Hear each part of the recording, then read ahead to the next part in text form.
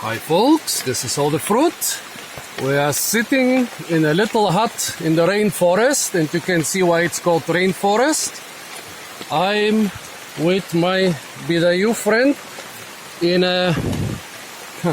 on some hills south of Kuching in Sarawak, and almost every day we have been here collecting durian, collecting the old unnamed varieties which are usually sold as durian kampung or durian bukit.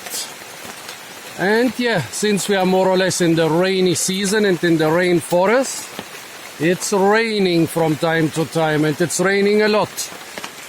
So this is quite an important part of the life here in the hills throughout Borneo and throughout most of Southeast Asia. When there is durian season, people go to the hills every day, and every family has a big pile of durian. Some eat them all, like us, some sell them. And here my host explains the age of the trees, like he says, some of the smaller ones, maybe 45, 50 years. This one in the middle, he says, when he was a child, about 60 years ago, it was more or less the same size. So he thinks it should be like 120, 130 years old. Fortunately, there are huts every 100 meters in the forest.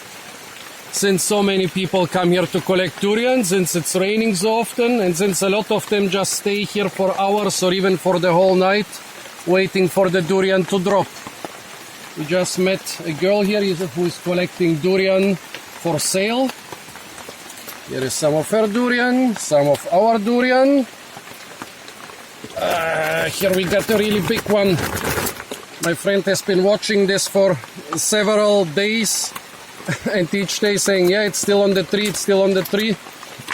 And today finally it fell. Some trees his father and his grandfather planted. The interesting thing is, this is not a pristine jungle, as you can guess, because of all the durian trees. He explains that here there were pepper plantations some decades ago, and now, as you can see, it basically looks like a pristine jungle. How can you recognize that it's not a pristine jungle? Basically, the only clue is that there is quite a high number of durian and champedak trees here, and even a couple mangosteen trees, which are almost impossible to harvest. Oh, and also a lot of langsat trees.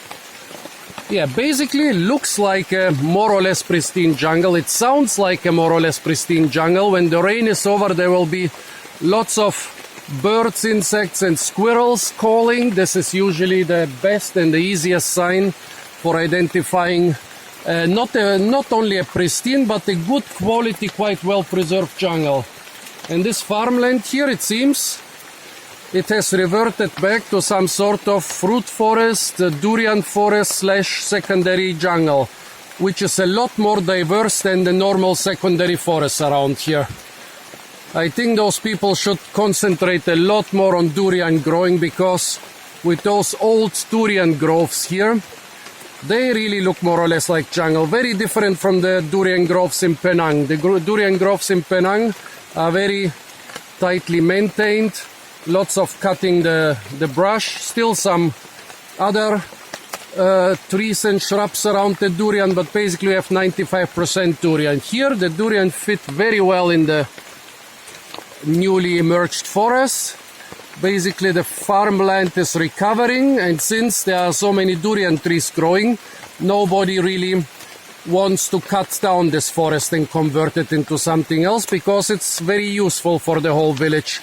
This is their ancestral land. The durians, a lot of them have been planted by their parents, grandparents, great-grandparents, so everybody can come here and collect durian.